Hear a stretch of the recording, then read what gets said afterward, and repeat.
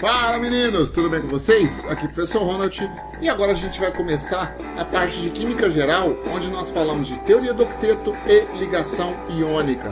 Vamos começar com a ligação iônica, aí nas próximas aulas eu falo da ligação metálica e da ligação covalente. Depois a gente faz exercícios, beleza?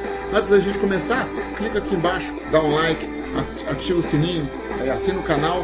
Sempre que eu postar algum material, o YouTube vai entender que você é interessado nesse material e vai mandar para você um aviso dizendo que eu tenho postagem nova para vocês, beleza? Vamos começar então? Então começando aqui, ó, a parte de ligação iônica. Agora eu vou começar a aula com vocês aqui num formato um pouco diferente do que você está acostumado comigo. Eu vou fazer essa aula agora de uma forma experimental aqui nessa ferramenta chamada OneNote. Aqui, ó. Vamos falar de teoria do octeto. Presta atenção. Primeira coisa, você precisa saber a definição da teoria do octeto. Mas antes de falar da definição, eu vou fazer o seguinte, ó. Eu vou pegar aqui uma tabela periódica para explicar para você o seguinte. Veja, na tabela periódica nós temos aqui 118 elementos químicos, certo? Se você for pesquisar na natureza aonde estão esses elementos químicos, quer dizer, onde eu encontro, por exemplo, ó, vamos pegar aqui alguns para você entender o que eu estou falando. Ó. Se você pesquisar, por exemplo, berílio, onde é que eu encontro berílio? Se você pesquisar, por exemplo, aqui, Rutherfórdio, a prata, o ósmio, o nitrogênio, se eu for pesquisar estrôncio, césio, se eu for pesquisar esses elementos químicos, aonde eu encontro exemplares de átomos desses elementos químicos? Ora, você encontra na natureza, a não ser que seja um elemento artificial, você encontra na natureza. Só que aí, você encontra esse elemento sempre na forma de substâncias. Lembra comigo? Olha só, quando se fala de substâncias, ó, quando se fala de substâncias, existem substâncias que são classificadas como substâncias simples e existem substâncias que são classificadas como substâncias compostas. Eu tenho certeza que você lembra bem disso, né? Por exemplo, ó, vamos falar exclusivamente agora desse elemento químico aqui, ó, o oxigênio. Você sabia, cara, que o elemento oxigênio é o mais abundante na crosta terrestre? Ele é o elemento mais abundante na Terra, não no universo. No universo é o hidrogênio, mas na Terra é o oxigênio. Se você quiser pesquisar, por exemplo, procurar o elemento químico oxigênio, você encontra o oxigênio na forma de substâncias simples, como por exemplo, olha aqui, ó, como por exemplo, formando o gás oxigênio O2 ou o gás ozônio O3. São duas substâncias simples diferentes. Mas se você quiser pesquisar oxigênio, você também pode encontrá-lo na forma de substâncias compostas, como por exemplo, a água, ela tem oxigênio na composição, tá certo? 88,89% da massa da água é oxigênio, tá? Você encontra o oxigênio, por exemplo, nos compostos orgânicos, por exemplo, aqui, ó, C6H12O6. Tenho certeza que você sabe que isso é glicose. Você tem oxigênio na composição da glicose. Da mesma forma, você tem oxigênio na composição de inúmeras substâncias diferentes. O que eu quero que você entenda nessa parte da aula? Presta muita atenção agora. Ó.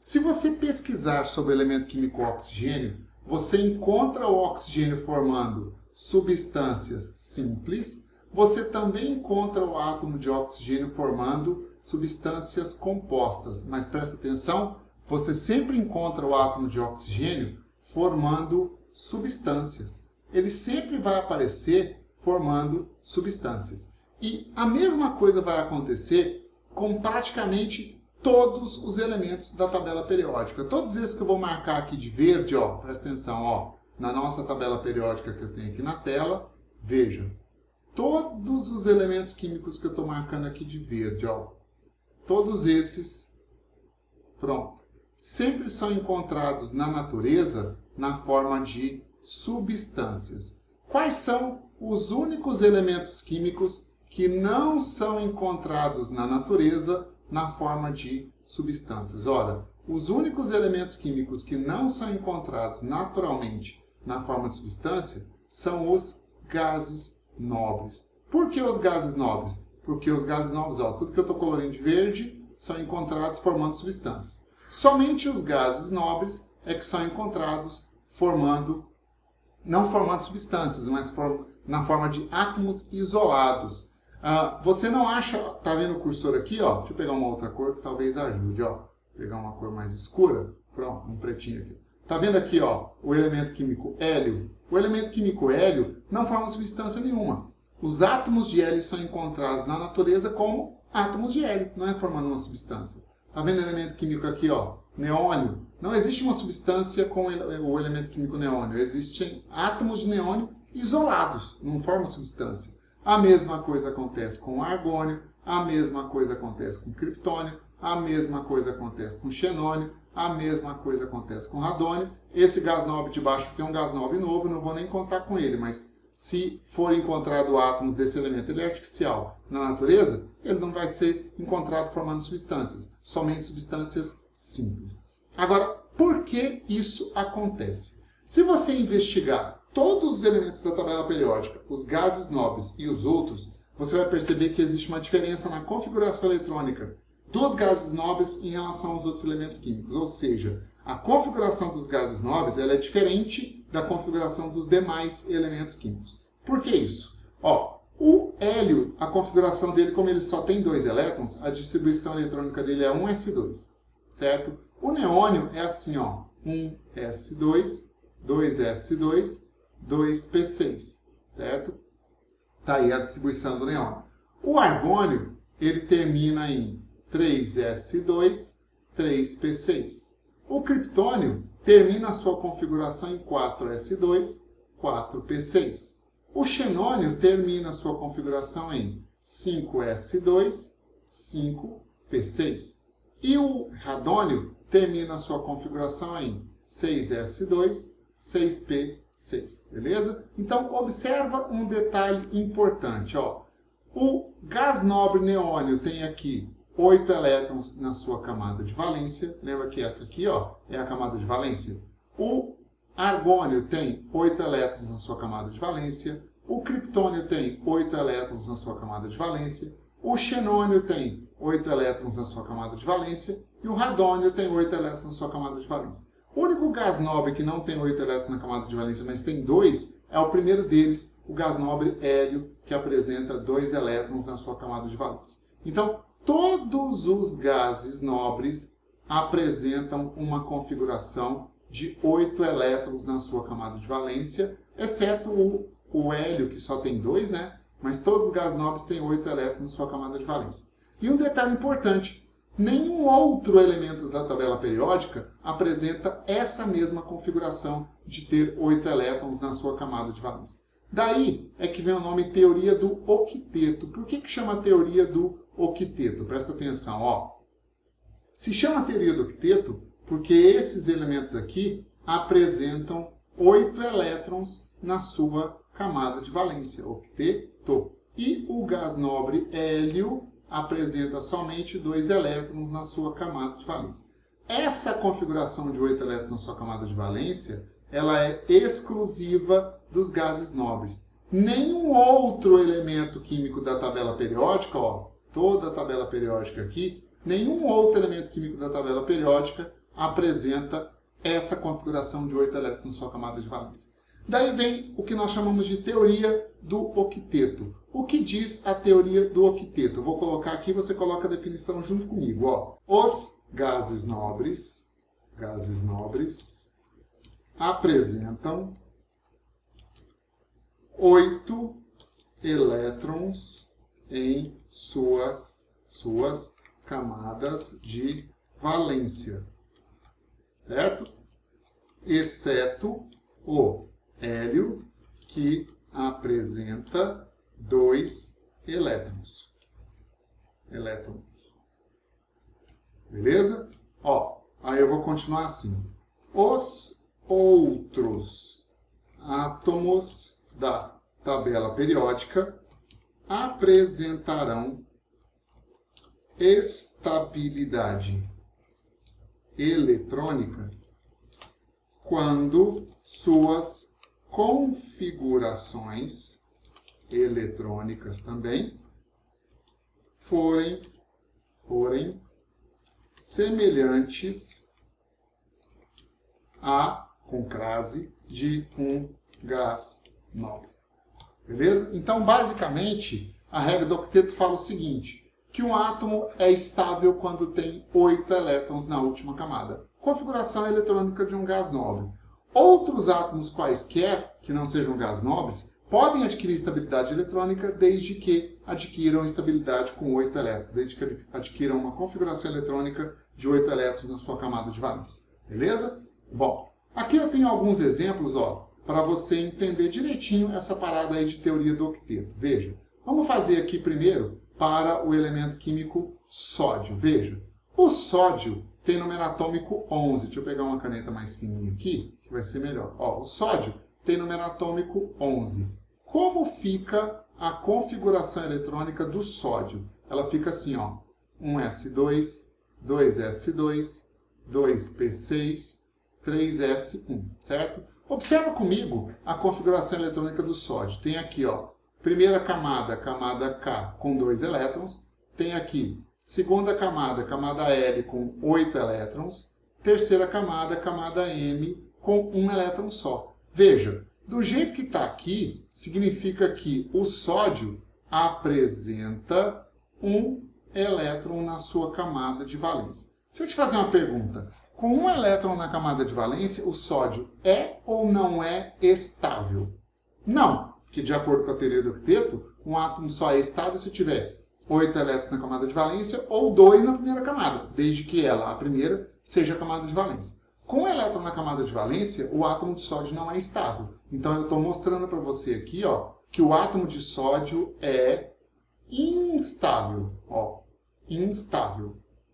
Não tem estabilidade nenhuma, beleza? Mas acontece o seguinte, quando o sódio se transforma em cátion sódio, olha a letra B, como fica a distribuição eletrônica dele?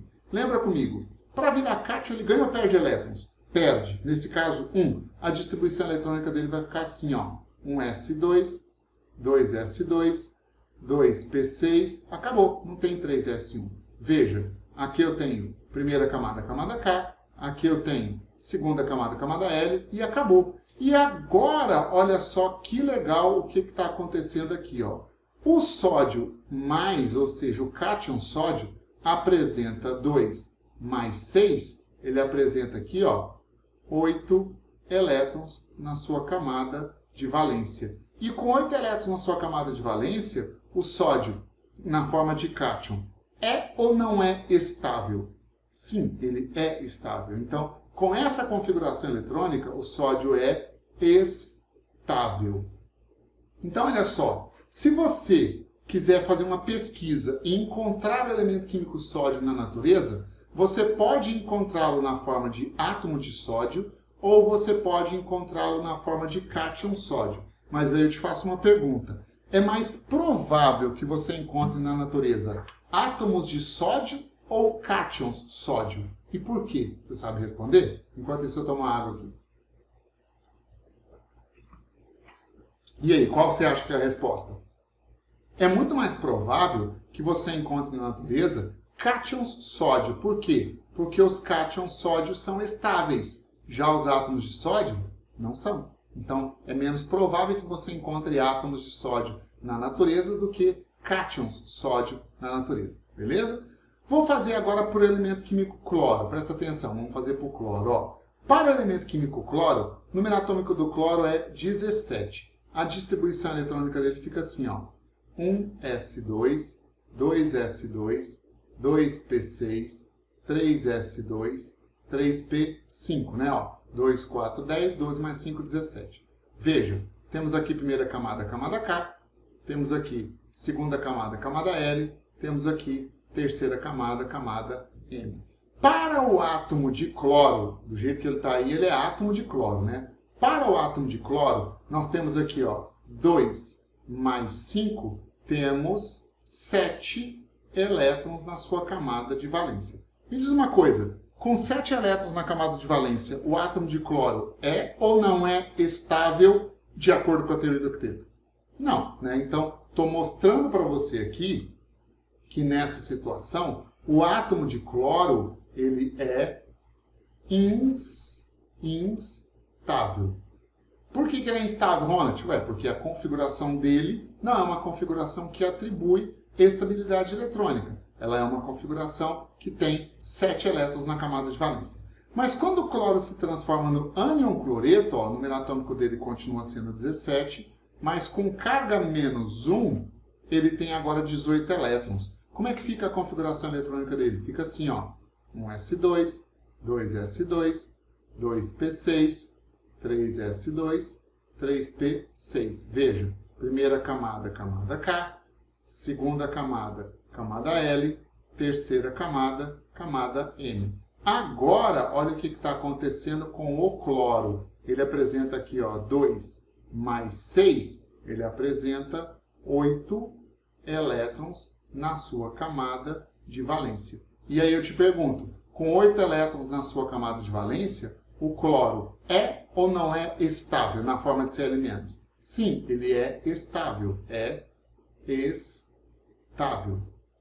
Então, olha só. Se você fizer uma pesquisa e procurar cloro na natureza, é mais provável que você encontre cloro na forma de átomos ou que você encontre cloro na forma de íons. É muito mais provável que você encontre cloro na forma de íons, porque os íons são estáveis, enquanto eu mostrei para você que os átomos de cloro não são estáveis. Então, através da configuração eletrônica, dá para você saber se um átomo ou um íon é ou não é estável. Basta você fazer a configuração, vai lá na camada de valência e verifica se está com 8 elétrons. A única exceção em que a camada de valência é estável sem ter 8 elétrons é se a camada de valência for a camada K, a primeira camada, porque a primeira camada estabiliza somente com 2 elétrons. Todas as outras estabilizam-se com 8 elétrons na camada de valência. Beleza?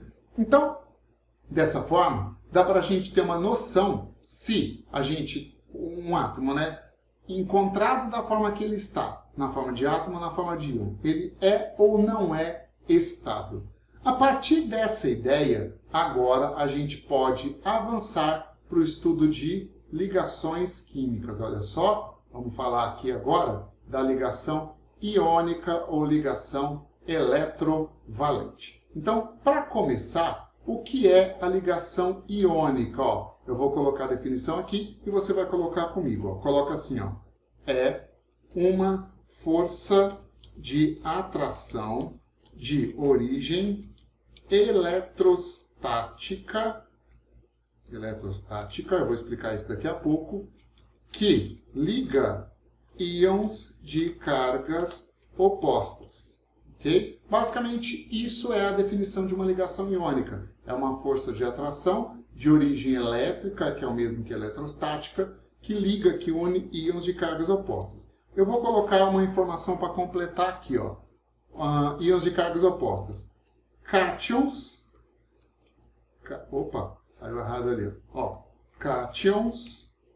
Aí eu vou colocar um igual e vou colocar assim, ó, que são formados pela perda de elétrons. E aí, ó, eles vão ter carga positiva, ok? E ânions, igualzinho de novo, e vou colocar assim, ó, que são formados pelo ganho de elétrons. E aí eu vou colocar uma carguinha negativa nele aqui para ficar legal de entender, beleza? Então aqui, ó, eu coloquei, aqui faltou um elétrons. Aqui eu coloquei a definição de ligação iônica para vocês. Basicamente, ligação iônica é uma força de atração de origem elétrica, que é o mesmo que eletrostática.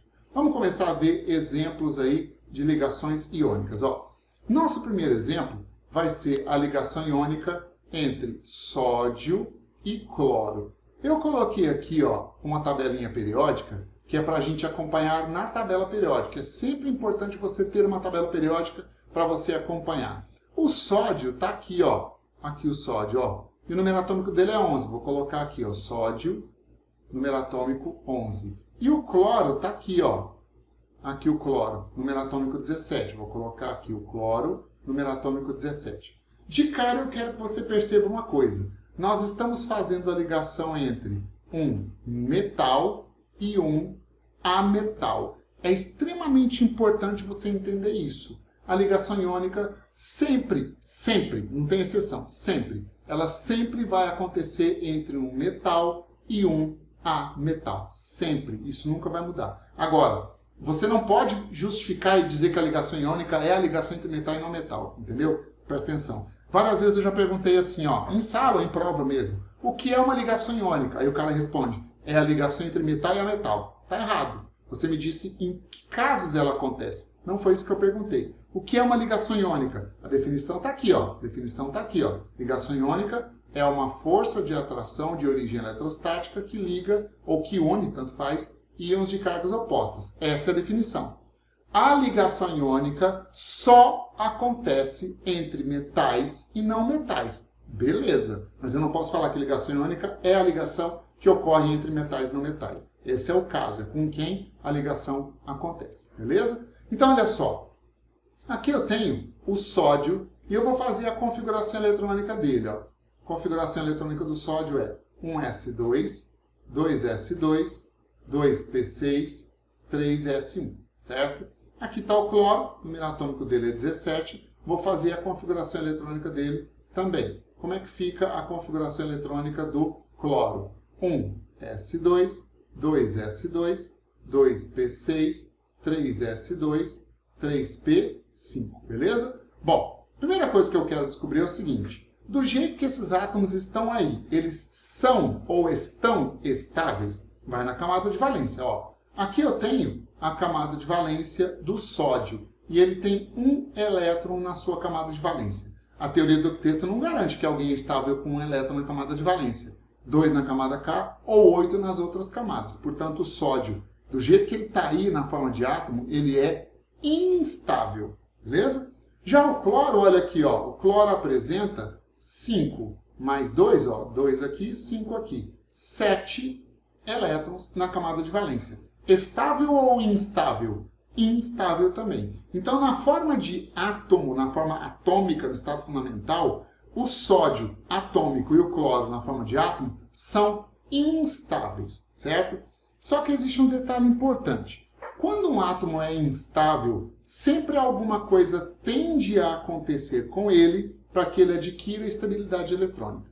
O que vai acontecer com o átomo? Bom, ele pode ganhar ou ele pode perder elétron desde que ele atinja o octeto, tá certo? No caso do sódio, olha aqui, ó, ele pode ganhar 7 elétrons na camada de valência e completar 8, ou pode perder esse elétron, porque olha aqui, ó, se ele perder esse elétron, a camada 3 desaparece e a segunda camada, a camada 2, passa a ser a última e se você observar, ela tem 8 elétrons. Aí o sódio fica estável. Portanto, para o sódio, ele tem a tendência, ó, ele tende a perder um elétron. Veja que é uma tendência a perder elétrons. Você vai perceber que todos os metais sempre tendem a perder elétrons. E quanto mais para cá, ó, e para cá estiver o metal, ou seja, lembra disso? Quanto maior o raio atômico, que também posso chamar agora de caráter metálico, tá? Quanto maior o caráter metálico, maior é a tendência do metal perder elétrons para adquirir o octeto. Já o cloro, olha aqui, ó, ele tem 7 elétrons na última camada.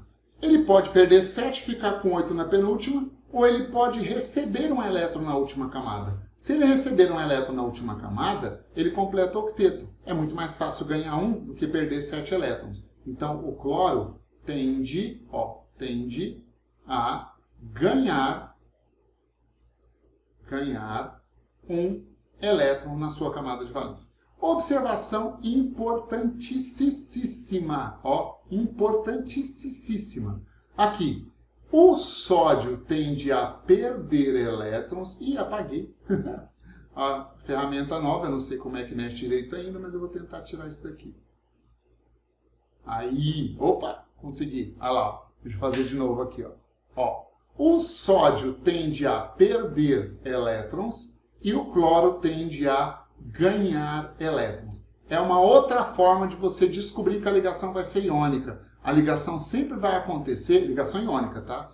sempre vai acontecer entre átomos com tendências opostas. Quando um quer ganhar elétron, o outro quer perder elétron, pode ter certeza, a ligação entre eles vai ser ligação iônica, certinho? Bom, como eu sei agora que a ligação entre eles vai ser uma ligação iônica, como é que eu vou montar a fórmula do composto iônico? Presta atenção. Para você montar a fórmula, olha só, a fórmula do composto iônico, existe uma regrinha que você tem que seguir. Você precisa primeiro do cátion e depois você precisa do ânion, certo? O cátion tem a carga dele, vamos supor que a carga seja mais x. O ânion tem a carga dele, vamos supor que a carga seja menos y. Depois que você tiver esse cátion e esse ânion, o que você vai fazer é trocar essas cargas, ou seja, a carga do cátion vira índice do ânion sem sinal e a carga do ânion vira índice do cátion sem sinal. É assim que se monta a fórmula de um composto iônico. Desse jeito que eu acabei de explicar. Qualquer coisa que você fizer diferente está errado, certo? Então, olha só. O sódio, como ele tende a perder um elétron, ele tende a formar cátion. O cloro, como ele tende a ganhar elétron, ele tende a formar um ânion. Qual é o cátion e qual é o ânion formado por sódio e cloro? Vamos ver? Olha aqui, ó. O sódio, quando perde um elétron, se transforma no cátion Na+. E o cloro, quando ganha um elétron, se transforma no ânion Cl-1. Para montar a fórmula do composto iônico, escreva o cátion primeiro, ó. Tá aqui ele, Na+, depois o ânion, Cl-, e aí você vai fazer a troca das cargas lá, ó. Quando você for trocar as cargas, veja, esse 1 vem para cá sem sinal, esse 1 vem para cá sem sinal também, e quando essas cargas são trocadas, no caso do composto formado por sódio e cloro, ó, a fórmula do composto vai ficar assim.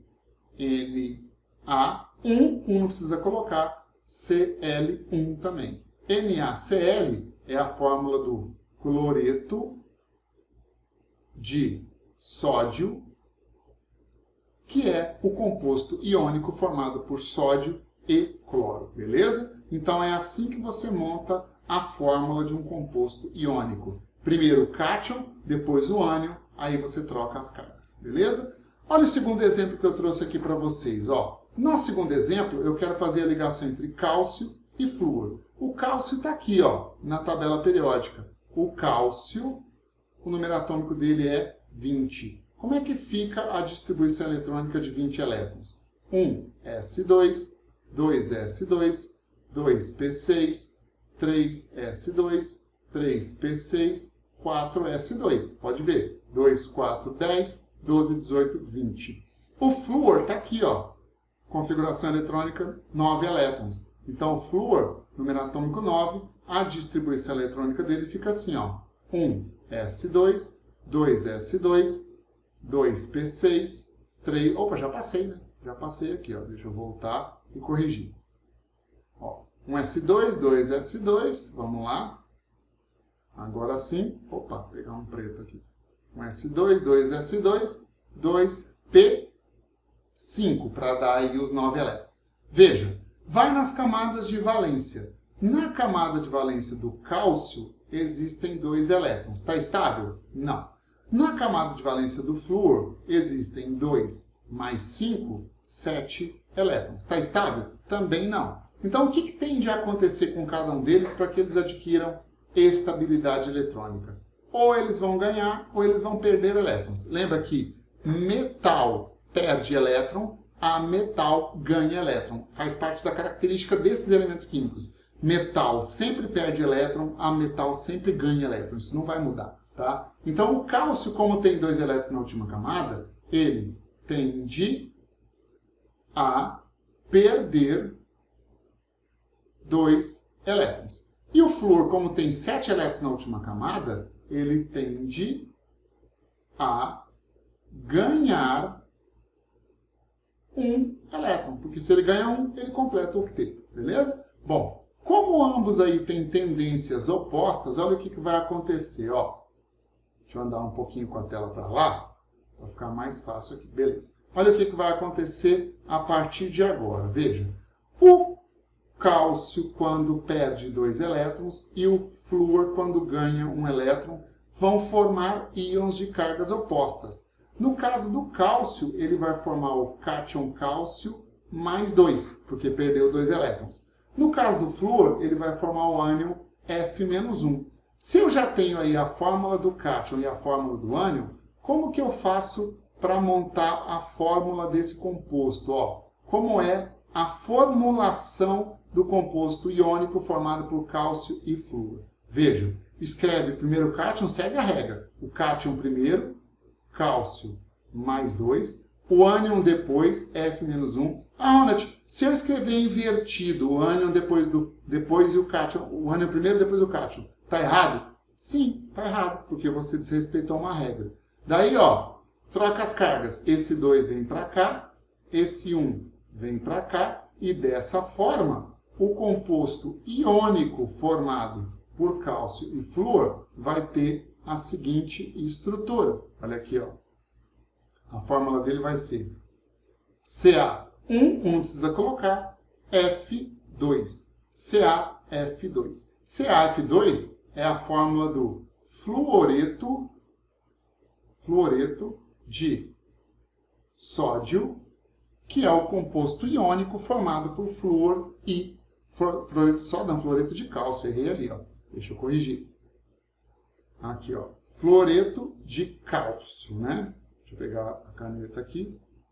Fluoreto de cálcio, que é o composto iônico formado por flúor e cálcio, beleza? Então é assim que você monta a fórmula de um composto iônico. Joia? Vou fazer um último exemplo aqui, ó, e aí depois a gente continua a aula. Olha só, vamos fazer agora a ligação entre potássio e enxofre. Agora eu vou traçar um caminho um pouco mais curto para você, ó. O potássio está aqui. E o potássio, veja, ele é da família 1A. Olha aqui, ó, o potássio está localizado na família 1A.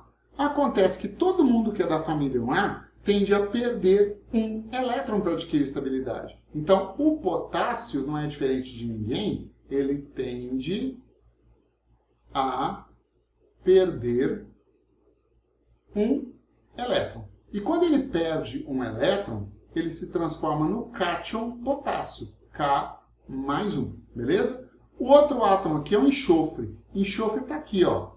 Enxofre está aqui, ó. Ele está na família 16, família 6A. Quem está na família 6A tem 6 elétrons na camada de valência e para completar o octeto tende a ganhar 2. Então, o enxofre, ó, ele tende a receber ou receber 2 elétrons. E quando ele recebe 2 elétrons, ele vai se transformar no ânion S-2. Já tem o íon positivo? Já tem o íon negativo? Monta a fórmula do composto. Agora é fácil de fazer, muito fácil de fazer, né? Olha só, como é que a gente vai montar a fórmula do composto? Ó, formulação.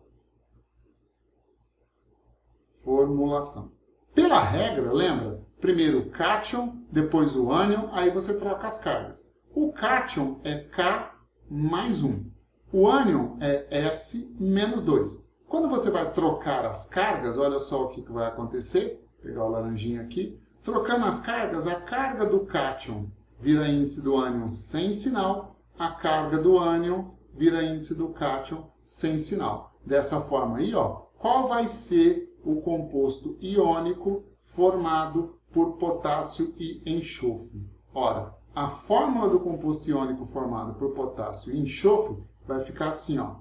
K2, 2 desceu para cá, S1, 1 não precisa colocar. Então a fórmula do composto é K2S. K2S é a fórmula do composto iônico formado por potássio e enxofre e ele é chamado de sulfeto de potássio. Sulfeto de potássio, beleza? Olha só o que eu vou fazer aqui para encerrar a aula. Ó. Eu vou fazer o seguinte.